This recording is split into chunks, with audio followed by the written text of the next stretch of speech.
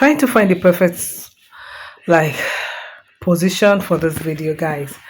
I know it's been a while, guys, but let me share with you something I found that has kept a lot of families broke, like repeating that whole poverty cycle over and over again, even though they go to church. Like they literally go to church, they pray, they say, "Oh, the God bless you," but they are still broke, guys.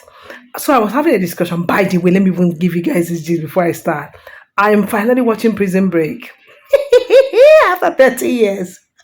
Oh my gosh! I mean, Prison Break. If you haven't watched it, like I didn't use, I wasn't watching it. Let me know in the comment section. But if you're one of those who are like, oh my gosh, Prison Break, you're just watching it, don't judge me. See, guys, I still made sure that I watched it because of peer pressure. It should have been peer pressure all along to watch Prison Break, but somehow I don't really vibe with action movies, with movies that are you hear gunshots and beating.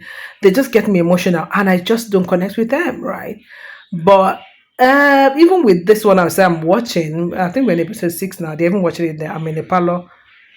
Yeah, in the parlor and I'm in the room filming. So does it mean I'm watching it? Anyway, I just said I should tell you guys that a lot of things have happened, guys. A lot. But when it comes to why poverty is lingering in so many families, I found this and I said, oh, how come this thing has been beneath my nose all the while and I didn't realize? First of all, how we think about jobs, especially in Africa, how we look at, how we rank jobs. You know how we rank jobs, like, oh, okay, the person is a handyman, is what they call this people, is an artisan. We look down on those jobs. Oh my gosh. And the economy these days have been topsy-turvy. There's been a lot happening that even those who are in the cozy white collar jobs are freaking out. And it's coming more like the hen is coming to roost finally, because it looks like people who are the called artisans, people who do labor jobs, people who are consulted and and in 1 or 2 hours they get the thing fixed and they get paid, are earning way higher than most professionals who are sitting or waiting for professional white collar jobs. Have you realized this as well? When I realized it, I said, oh, I used to think about this before, but I think it's something I need to share on my channel. Guys, I'm just trying to get the right position for this video. So if you're one of the people who look down on jobs like plumber, masonry, carpentry, photography, hairstylist. By the way, we are learning how to make hair. Two of my daughters are going to a structured, proper school to learn how to braid hair because, guys, we are not dulling. Anyway, that's an aside. Now, we look down on all of those jobs, and even though decades and decades have come and shown us how much so called graduates, so called people who went to school, are grappling, for jobs. The jobs are so little. It can't go around. Do you see the number of people who leave high school every year, who get into universities every year, who graduate from universities every year, who, because they can't find a job, go ahead to get another master's degree, go ahead to get another master's degree and another master's degree, leveraging most times on the income that of their menial jobs and help from their family. I know there's something that is funny as well. Some people have remained students for 40, 45 years of their life because they are sort of afraid to face this whole job market, labor market. And again, some people are getting degrees without even knowing what career path they want to use the degree for. Now, you see somebody going ahead to do 2 master's degree, 3 master's degree, and a PhD. She or he is not thinking of getting into like the academia, but they are getting a PhD. Like, what do you need a PhD for instance? Anyway, oh my gosh. All right. So all of that has had a boomerang effect. So much going to school. And see, I give it to black girls. I mean, black girls, especially in the US, are like the most educated people right now, the most educated population, including Nigerians like myself, including like Africans like ourselves, right? We are going to school, we are doing everything good, guys and ladies alike. But see, guys, if we must undo poverty, we must begin to think dignity of labor. Because look at it, that person who braids your hair. So let's say um he or she charges an equivalent of say $60. $60 in my currency is about okay, let me say $10 is about 15,000 naira. So times six of that, oh my gosh, over 100,000, right? Now people charge that, and they can make two people's hair in a day, and they can choose the timing that they want. They can decide how many people they want to take on in a week, and they can actually know what income that they get. Yes, it might be irregular because sometimes nobody might make bookings, but that still puts them at an advantage because they can get to do other things. But somebody who's working a regular, office job in that sense, who may be a sales girl, oh my gosh, there was a story I saw recently that really broke my heart.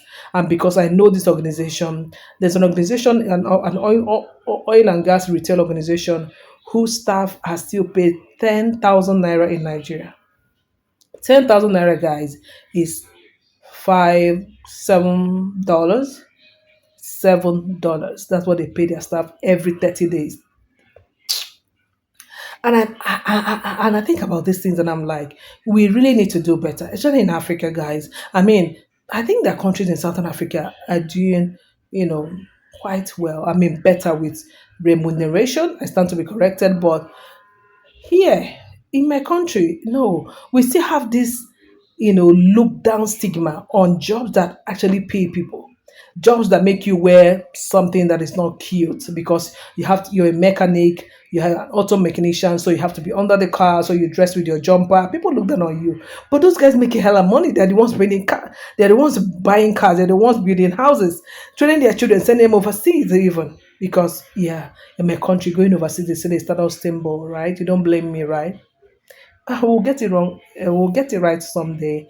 But guys, I just discovered that if we must make wealth, we must first of all systematize this sector we call, let me move my glasses, this sector we look down on, these sectors we look at as, menial. We must make them structured in a way that we find pride in them.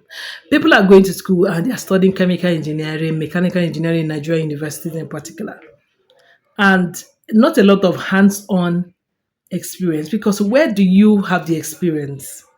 Right, chemical engineering, so where we don't even have factories, industries that are manufacturing, a lot in Africa, for instance.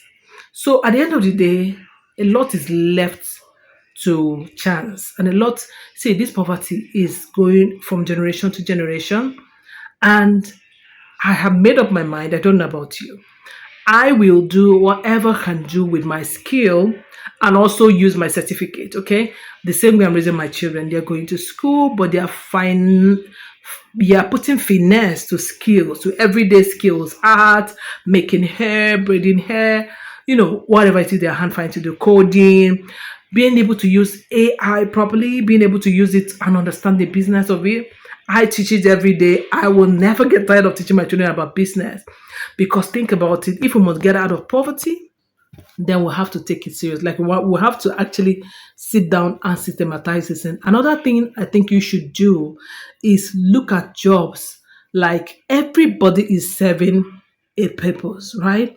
You're helping someone, you're running a business, you're doing hair, you're fixing pipes. Without you, the economy cannot thrive. So find pride, first of all, in your trade, right?